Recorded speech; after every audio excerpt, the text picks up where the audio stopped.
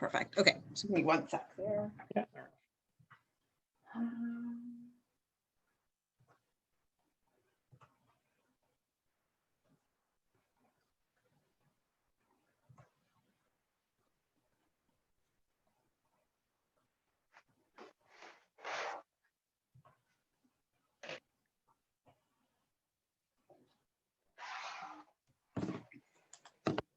Is this your first webinar?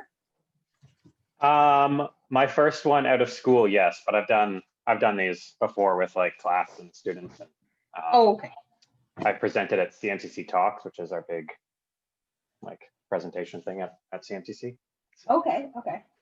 But yeah, outside of school, this is my first official one. Nice. Awesome.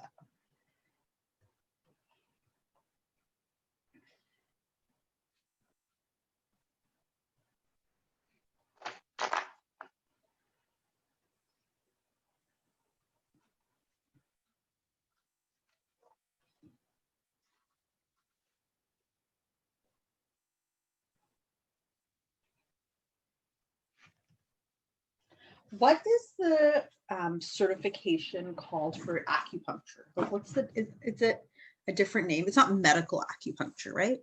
Functional integrated acupuncture. Okay. FIA. Perfect. Okay, good. And you can hear me all right? The audio is okay? Yeah. Good.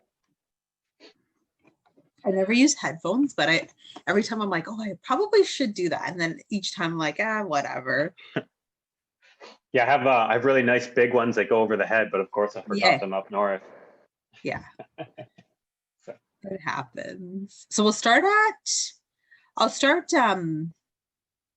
broadcasting in about 2 minutes, like 11:58.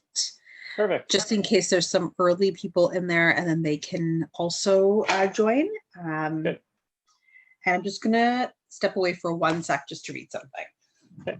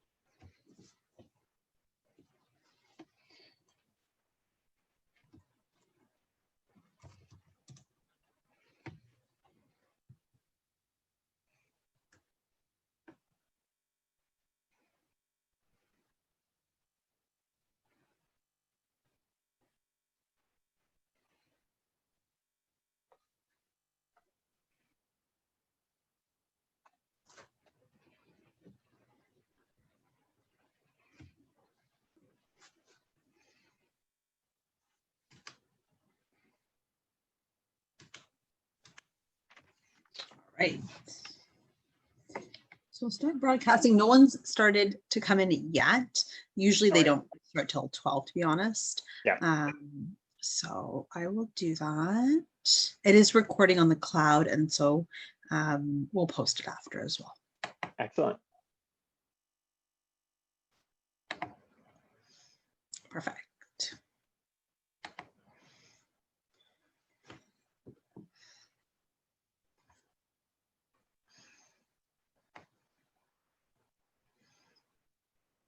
Hi, Jill.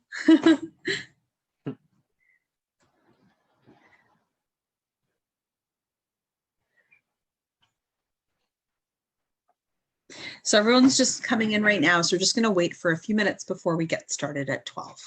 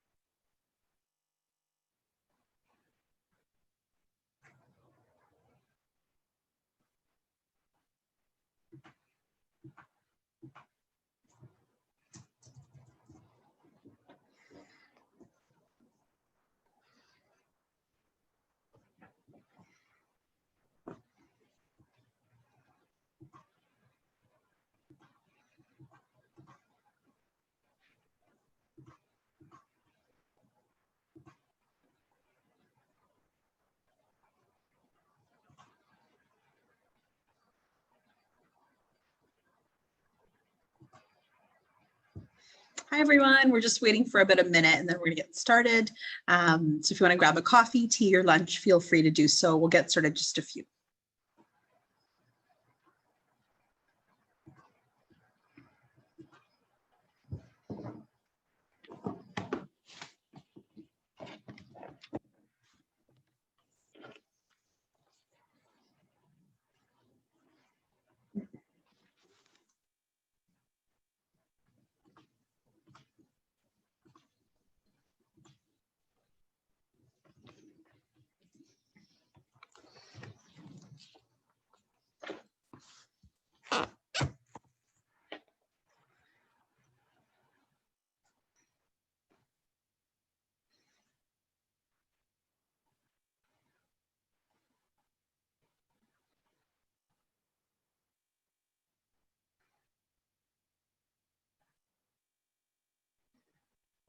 All right, you ready, Dan? Absolutely. Perfect. All right. So thanks everyone for coming and joining us today for the webinar. I know it's the first week back from holidays. We are currently on holidays at the clinic and we'll be returning January 11th, next Monday, but wanted to wish everyone a happy new year and thank you for your continuous support at the clinic and, during a very hard year last year. So today we're going to start off the new year and kickstart it with something we love and hate at the same time, which is housework. And I'm going to introduce today Dr. Dan. He has started with us back in November. Now it's almost, 6 weeks, I guess. And we're very lucky to have him join here at Chore Care.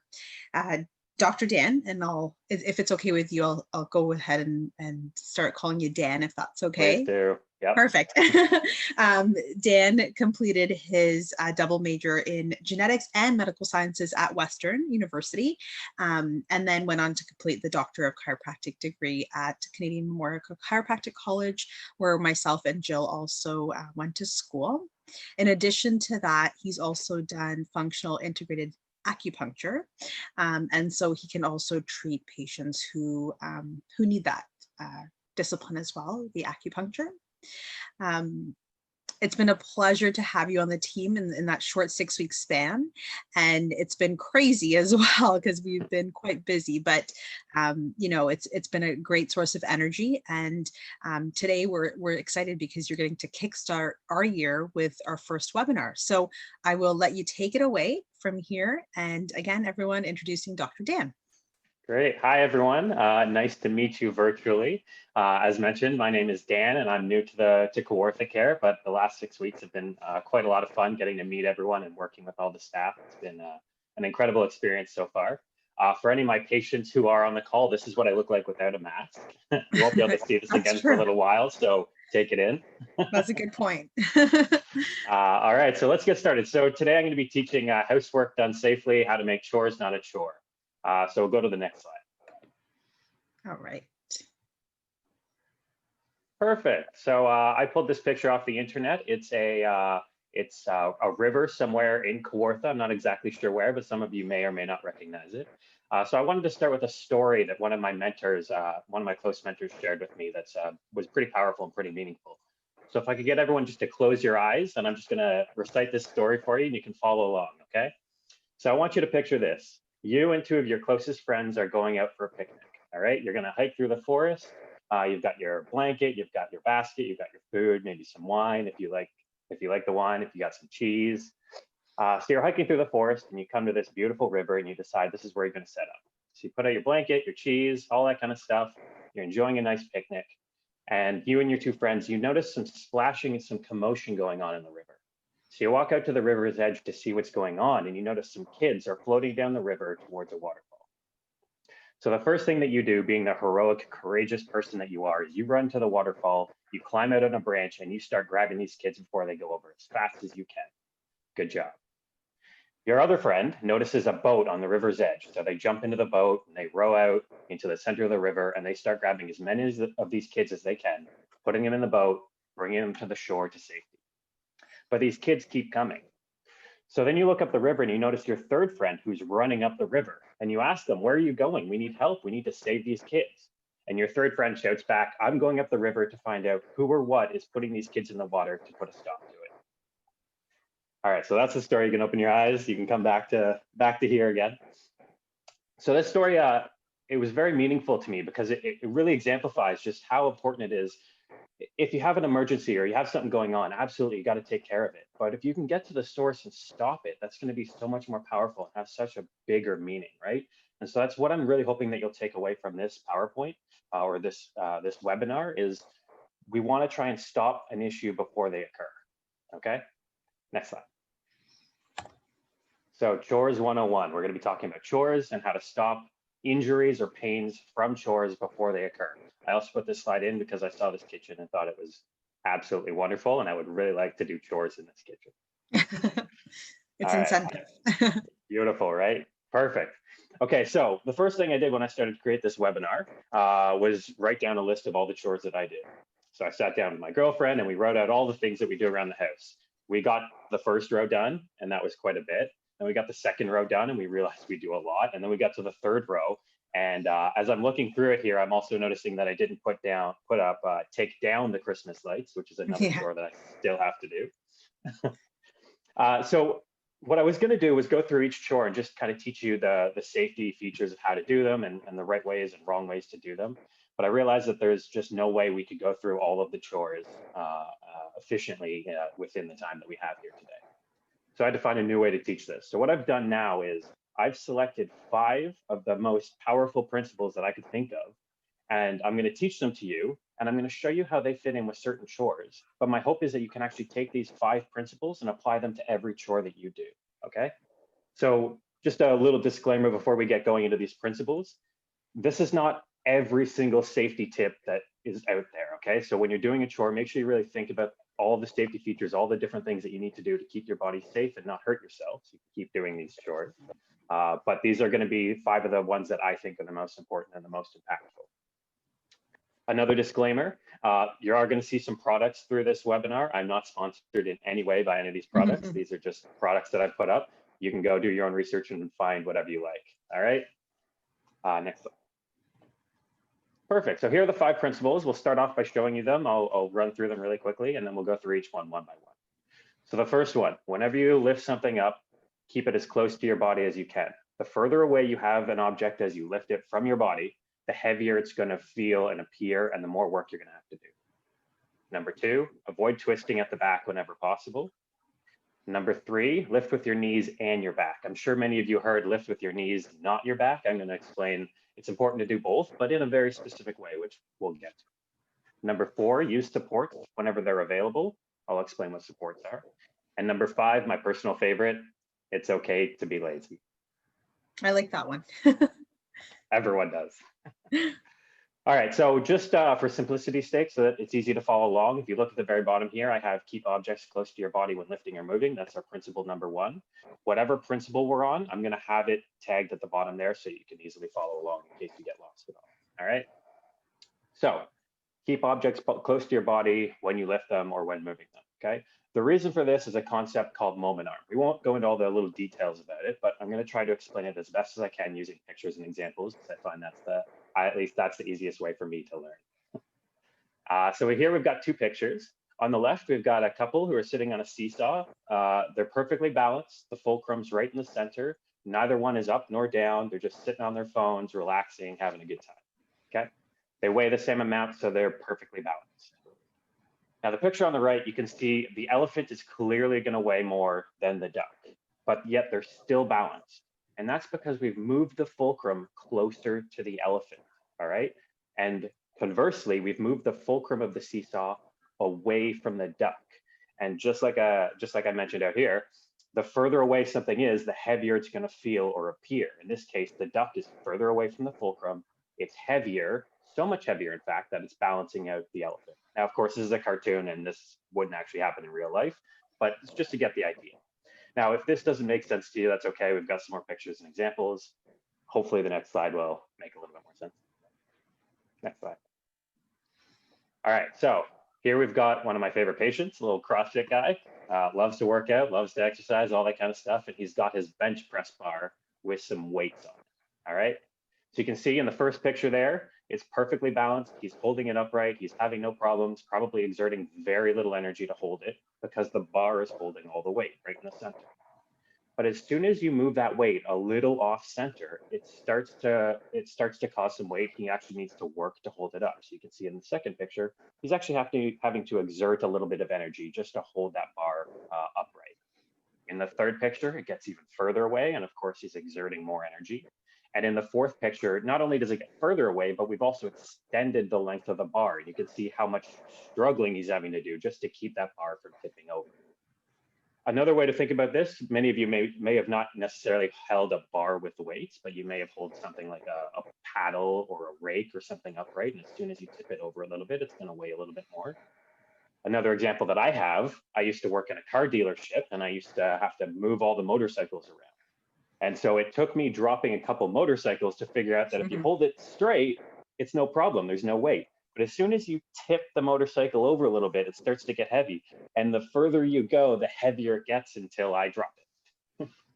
So that's kind of all the same concept, the idea being the further away from the center that you're lifting an object or that you're tipping an object, the heavier it's going to become. Okay, so now let's actually apply this. So next slide.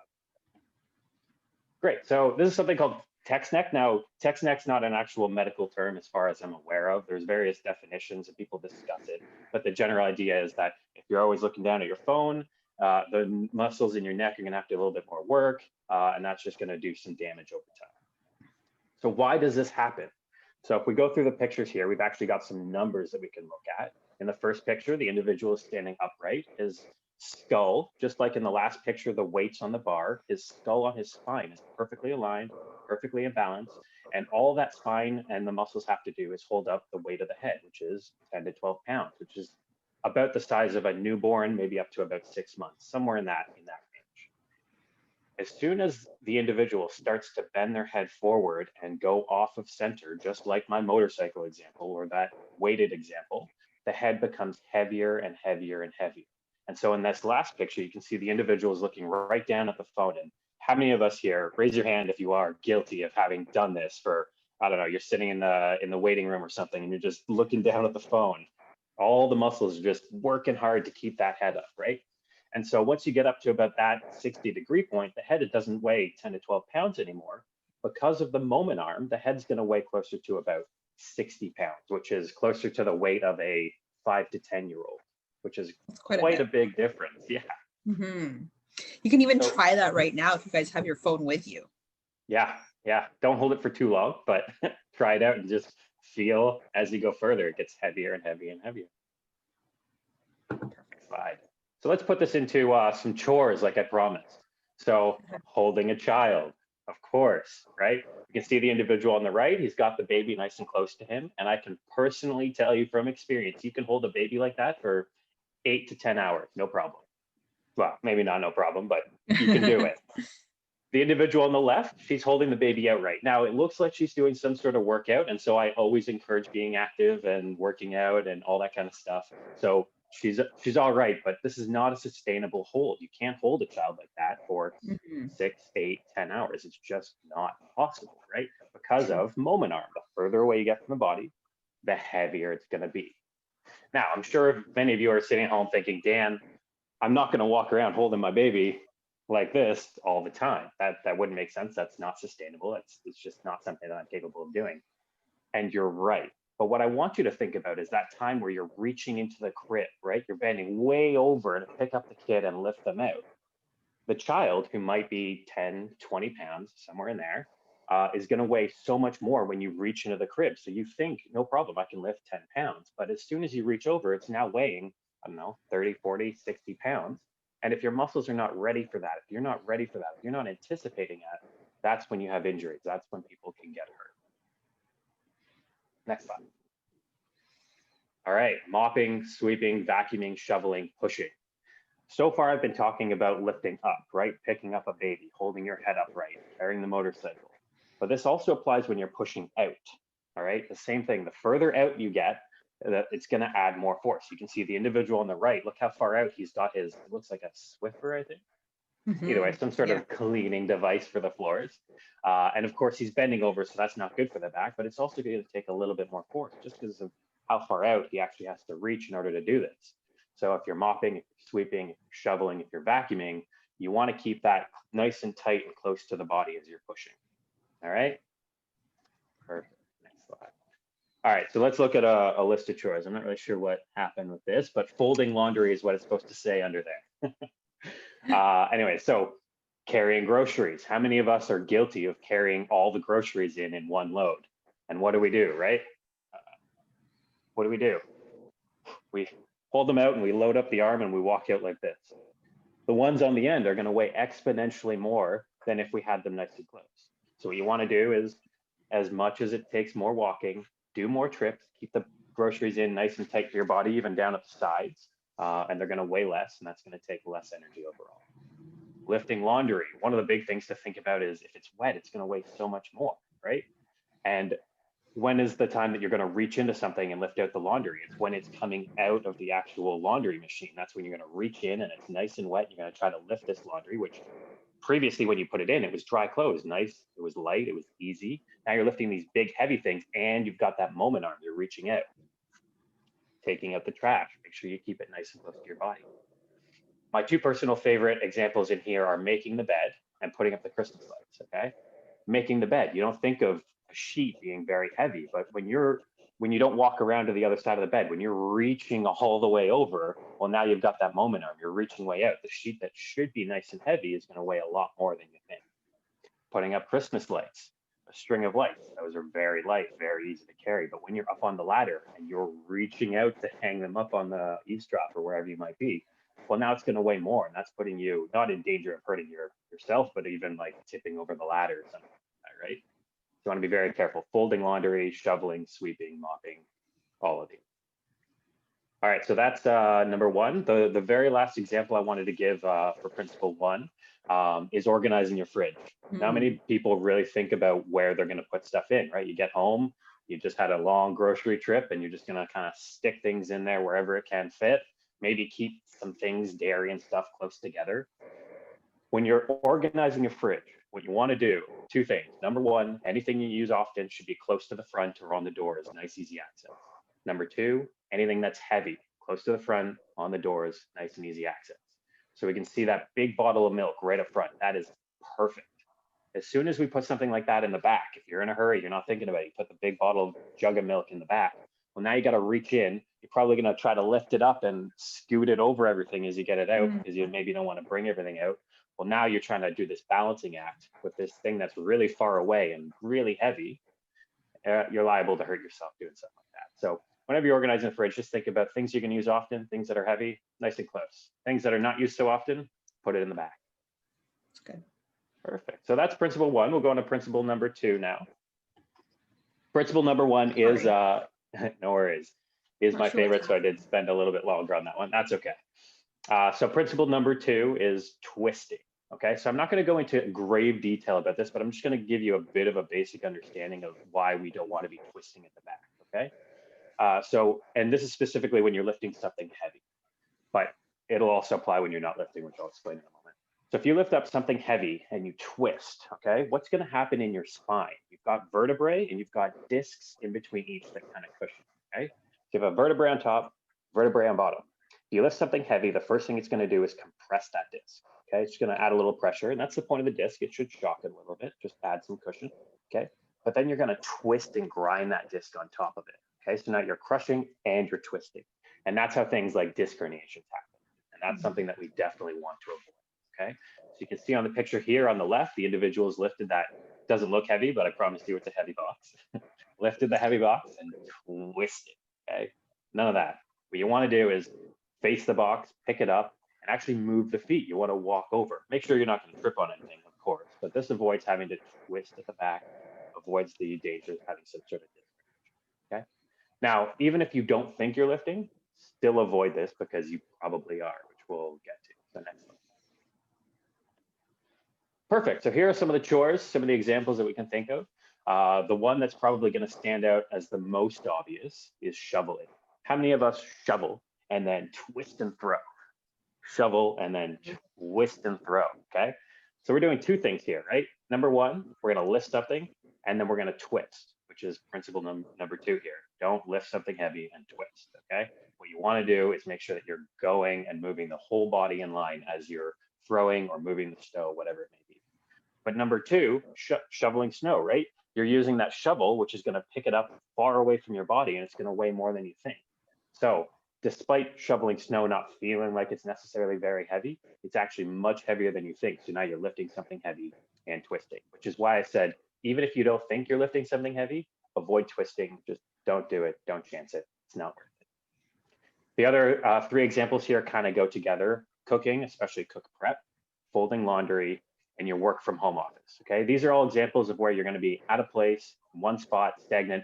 You're going to be twisting and reaching and grabbing and moving whatever you want. Once again, you're reaching, lifting, and twisting. Okay, so same principle as we applied when we were looking at the fridge. Whenever you're cooking or food prepping, whenever you're folding laundry, and whenever you're sitting at your work from home desk, anything that's heavy or that gets used a lot should be right in front of you, right? Easy access. You don't want to be having to reach for those things or twist or any of that kind of stuff. 5. Okay, lift with your knees and your back. The reason I say and not don't lift with your back is because if you don't use any of the muscles in your back, you're just gonna tip over. You need to have some muscles turned on in your back in order to lift. That's just physics. But if you look at the picture here on the left, that's proper form in terms of lifting. On the right, that's not proper form. Okay, so the reason that we do this is because the picture on the left, believe it or not, is actually going to be way easier. It's going to be far easier for you to lift something like this. The reason for that is because you've got the vertebrae in your back, the bones of your back, and they're held together by ligaments. When you lift with the form on the picture on the right, what happens is the ligaments get nice and tight and they do all of the work, which means you don't have to do any, which sounds great, right? The whole point of this is to avoid work. Let's do less, let's do it easy. The problem is the ligaments are not so great at telling you when there's damage happening. So over time, you're going to have micro tears, just micro injuries. And one of these times, the ligament will either go, or even if it slips a little bit, then your muscles will slip as well. And that's how you get a sprain or strain of the back. So we want to do, it's going to be harder, it's going to take more work. And I'm sorry, one of the principles had to be like that. But you want to lift with the form on the right, okay? You want to bend at the knees. You should feel it. You should feel the muscles on the front of your legs burn a little bit as you lift something like that. But if you don't, you're just putting yourself at a very high risk of injuring yourself. And that's not what we want. That's 5. Okay, so this is the actual specific form. I'm sure afterwards, are we able to send these slides out to people who want them afterwards? Yeah, we're actually going to put it on YouTube because all of our webinars are on there. So we'll send it the link.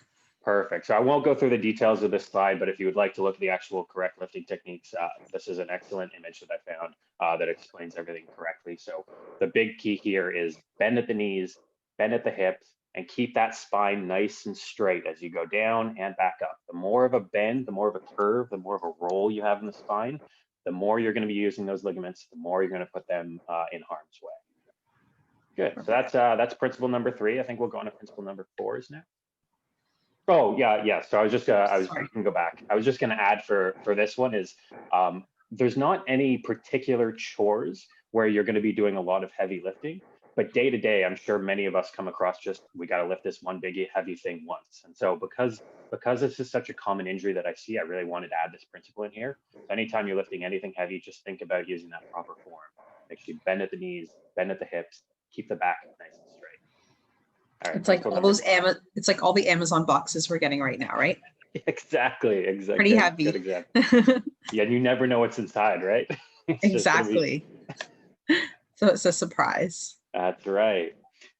All right, principle number 4 is supports. Okay, so in this picture, the example we've used is just opening the cupboard right in front of you just to have a footrest. Okay. Now, one thing I will say about this is supports have all kinds of different values. So some are good, some are bad, some are awful, some are excellent and great and super important. What I'd recommend is if you're considering one of these, especially if it's going to be a little bit more money, some of the supports, go speak to a healthcare provider, ask them what they think. Just make sure you do your homework on this one because not all supports are good. And especially on Amazon, I've seen some pretty not great ones. But again, I've seen some good ones too. So here we can see this individual's washing the dishes, and she's just opened the cupboard to create her own little makeshift footrest. Of course, if you don't have a cupboard there, if you could put in some sort of footrest, that's great. In this particular case, she's just taking the load off of one leg at a time, probably shifting back and forth. Once in a while, she uses both. But look at how in the picture on the left, she's able to get in there. In the picture on the right, she's doing that lifting thing, back to principle one, right? We don't want to be reaching in and lifting something like that. Even if it looks light, it's going to be heavy. So supports, we want to make sure that we're using any supports that we can to our advantage. Another piece here is whenever you're using a support, especially like a footrest, what you want to do is make sure that you're not using it consistently the whole time. What I mean by that is in the left, you can see she has her right foot up. That's excellent. But you don't want to hold that posture for too long either. You want to make sure you switch it up and put the left foot up, maybe put them both down for a little while and switch it around. So the magic number, if we're ever sitting in one spot or laying in one spot for a long time, is about 30 to 60 minutes. So if you sit in one spot for about 30 minutes, that's all right. You're not doing anything too harmful, but you want to move after about 30 minutes. Anything from 30 to 60 minutes, you're starting to get in that zone where you might hurt yourself. And anything over 60 minutes, you're going to start to do damage. So you really want to, especially anyone working from home right now, even if you set a timer every hour, just get up, go get a water, go to the bathroom, walk around, do whatever, as long as you're not there for the 60 minutes. And it doesn't have to be a long one, just move a little bit. All right, let's get into slides, into supports. Next slide. So one of the things I try to help people understand is I think it's really important to spend a little bit of extra money to invest in anything that separates you from the ground. Anything that helps you fight gravity for a prolonged period of time is worth spending just a little bit of extra money on. So in this example here, I've put up some of the common things that help you separate you from the ground. A pillow. This happens to be a nice ergonomic pillow with a cervical support, side sleeping pieces. But any time you're going to buy anything that's going to separate you from the ground, make sure that you invest in something a little bit better. It doesn't have to be this crazy ergonomic fancy pillow, but maybe don't buy that $5 one that's on Amazon. Get something that's actually going to help you for a prolonged period of time. The next picture is a dream of mine. That's a Herms Miller chair. It's one of the most ergonomic, incredible chairs. It's fascinating and fantastic, and the research and science that went into it is awesome. Way out of my price point. So again, you don't have to spend thousands, tens of thousands on these kinds of things. But again, don't buy the $20 office chair on Amazon if you're going to be sitting in it 8 hours a day, 5 days a week. The other two here, we've got a bed. You want a nice mattress. You don't want to use 30-year-old, 40-year-old mattress that's worn down and has its divots in it. And then the thing that people often don't think about is a car. So in the car, you got tires, you got shocks, and you've got the seat that you're sitting on. You want to make sure that these are good. Now, most cars these days are sold with pretty high quality materials, but just something to keep in mind. So the reason I go into this is because I have quite a few patients that have come into me, into the clinic and just said, hey, like I'm starting to have some aches, some pains. I think I'm getting old. It's from aging. It's just, and definitely there's a component of aging whereby you're going to experience more aches and pains. But the first thing I do when I hear that is I look down and I see what kind of shoes they're wearing, or maybe what kind of car they drove in, or ask them about the chair or the bed that they have. Because if you're sitting on a chair or sleeping in a bed for 8 hours a day, 5 days a week for decades, then that's going to have an impact on your aches and pains in day-to-day life. And so definitely aging is a component into it. But if we can give ourselves the best advantage here by buying a little bit nicer quality of things like this that we use all the time, it's going to help the longevity of our bodies, really. Good. So next slide. Another support, shoes, of course, probably the thing that supports us. One of the most items that supports us throughout the course of our life are the shoes, okay? The big thing here is, as much as people might not like to hear this, function over fashion. Don't pick those shoes that are beautiful. Don't spend all the money on these nice, gorgeous, I get it, but you want the longevity of your body. You're not gonna be able to go out and see your friends and do these things that require you to wear shoes if you have the aches and pains that stop you from going out. So it's worthwhile to make sure that you get a nice pair of shoes, especially if it's going to be something where you're at work, you're walking around all day. Another thing to think about, some individuals benefit quite a lot from orthotics. They're just little inserts that go into the shoes. They support your foot. They're typically quite individualized to yourself. So in the clinic, we actually do a scan to check out your foot. just see how it's how you walk, and try to actually recreate a custom orthotic to your foot so it supports your foot perfectly. But just getting nice shoes is comfortable shoes is something that's really important if you're going to be standing and using them. Next slide. This is another fun trick is anti-fatigue mats. So if you're inside, you might not necessarily be wearing shoes, but if you're going to be on your feet all day in socks or bare feet or whatever it is, maybe slippers that you wear around the house, if you're ever going to be in one spot for a long period of time, go grab an anti-fatigue mat. This is one where I will say you can get these for like 20 bucks on Amazon. Cheap, Yeah. just a little cushion. Maybe put one in front of your sink if you're going to be doing dishes.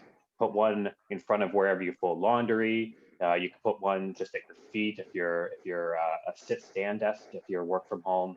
But anytime you're going to be standing in one spot for a long time without shoes, worthwhile considering one of these. It's a pretty little investment for a good return.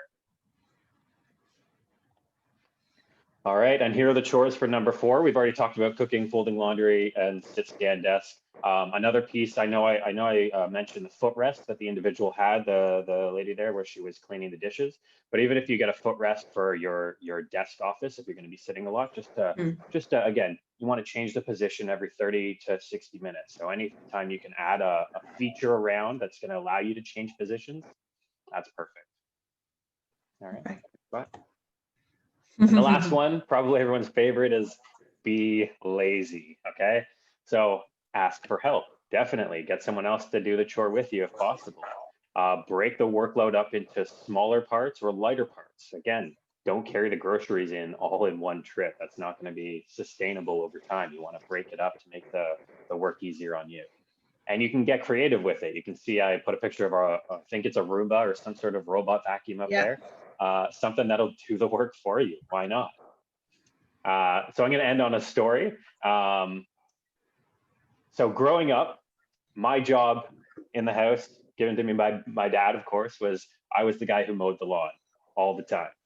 Now, I hate mowing the lawn. It was the bane of my existence up until I left home. And part of the best part of leaving home and getting away from the house was not having to mow the lawn anymore. Now, of course, many of you might be thinking like mowing the lawn, whatever. But if you saw my parents' house, it takes about 2 hours by push mower, and 30% of the lawn is on this giant steep incline. And we're in this nice, luscious area that requires me to cut it at least twice a week. So it was a lot of work to keep this lawn well maintained. And of course, my dad was on me all the time. So I left for Western after I graduated high school, went off to university, did my studies, and I came back after first year and I noticed that my dad had bought a ride-on mower. He went from a push mower to a ride-on mower. And I said, why wouldn't you have bought a ride-on mower while I was doing it? He said, of course, I didn't have to. I had kids, so I didn't have to do these things. So if you have kids, use them, make them do some of the chores as well. Nice. That was a good one. Awesome. And the last slide is just back to the principles in case you wanted to see them. So, perfect. For these, you can, again, it's not an exhaustive list. There's all sorts of other important things that you can do to keep yourself safe while doing chores. Happy to chat about those anytime you want. You can call in, you can come have a appointment in the clinic, any of that kind of stuff.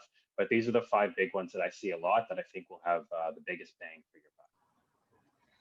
Perfect. Thank you. Chores. Awesome. Well, thanks for joining us, and thanks, Dan, for educating us, especially at the beginning of the year when we are a little bit lazier to start those chores, but we need to get to them. Especially, I would say personally, for us, taking down the Christmas tree is a big one. So got a lot of good tips there. So I'd like to, formally thank you for doing that. And then also I wanted to just put out there that I'm sure there was lots of questions, lots of different things people had, wanted to inquire about. So if you do, you can head to the top of your page and there's a Q&A button, and you can actually type out any questions that you have that are really, urgent and you really want those answered.